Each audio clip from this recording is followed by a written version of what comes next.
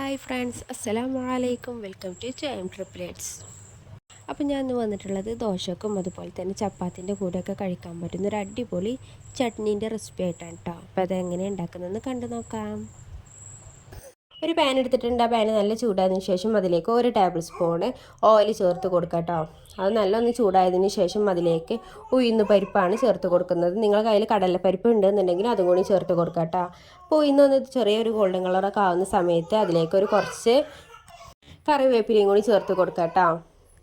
കറിവേപ്പിലയും കൂടി ചേർത്തതിന് ശേഷം ഇതുപോലെ ഒന്ന് നല്ലോണം മിക്സ് ചെയ്ത് കൊടുക്കാം. അതിലേക്ക് ഒരു സവാള ചെറുതായിട്ട് ഇതുപോലെ അരിഞ്ഞതൊന്ന് ചേർത്ത് കൊടുത്തിട്ടുണ്ട്.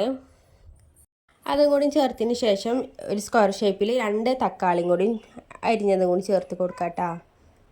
അതും കൂടി ഇതുപോലെ ഒന്ന് വഴറ്റിയെടുക്കാം. ഇനി ഇതിലേക്ക് ആവശ്യത്തിനുള്ള ഉപ്പ്, കുറച്ച് മഞ്ഞൾപ്പൊടിയും കുറച്ച് മുളകും പൊടിയും കൂടി ചേർത്ത് കൊടുക്കുന്നുണ്ട്. നിങ്ങളെ കയ്യിൽ വെളുത്തുള്ളി ഉണ്ടെങ്കിൽ അത് ചേർത്ത് കൊടുക്കാം. അതുപോലെ മല്ലിച്ചപ്പ് ഉണ്ടെങ്കിൽ അത് ചേർക്കാം. അതുപോലെ പച്ചമുളകാണ് ഉള്ളതുണ്ടെങ്കിൽ അതും ചേർക്കാം കേട്ടോ. ഞാനും മുളകും പൊടിയാണ് കുറച്ചും കൂടി ഇച്ചൊരു കംഫേർട്ട്, അതുകൊണ്ടാണ് ഞാൻ മുളകും പൊടി ചേർക്കുന്നത് കേട്ടോ. അതും കുറച്ച് ചേർത്ത് കൊടുക്കുന്നുള്ളൂ. ഞാൻ അതിൻ്റെ പച്ചമണമൊക്കെ ഒന്ന് മാറുന്നത് വരെ ഒന്ന് വഴറ്റി കൊടുത്തതിന് ശേഷം മിക്സിൻ്റെ ചെറിയ ജാറുണ്ടല്ലോ അതൊന്ന് എടുത്തിട്ടുണ്ട്. ഞാൻ അതിലേക്ക് ഇതൊന്ന് ചേർത്ത് കൊടുക്കാം കേട്ടോ. നല്ലോണം ഒന്നും ഫൈനായിട്ടൊന്ന് അടിച്ചെടുക്കാം. ഞാനിവിടെ ഒരു പാൻ എടുത്തിട്ടുണ്ട്. നമ്മൾ നേരത്തെ റോസ്റ്റ് ചെയ്ത് വെച്ച ആ പാൻ തന്നെയാണ്. അതിലേക്ക് 1 ടേബിൾ സ്പൂൺ ഓയിൽ ചേർത്ത് കൊടുത്തിട്ടുണ്ട് കേട്ടോ. നല്ല ചൂടായതിന് ശേഷം അതിലേക്ക് കടുക് ഇട്ടുകാണ്ടൊന്ന് പൊട്ടിച്ചെടുത്തിട്ടുണ്ട്. അതിലേക്ക് ഒരു പിടി കറിവേപ്പിലയും കൂടി ചേർത്ത് കൊടുത്തിട്ടുണ്ട് കേട്ടോ. മിക്സിയിലിട്ടൊന്ന് അടിച്ചെടുത്ത ആ ഒരു പേസ്റ്റ് ഉണ്ടല്ലോ അതും കൂടി ഒന്ന് ഇതിലേക്കൊന്ന് ചേർത്ത് കൊടുക്കാം കേട്ടോ.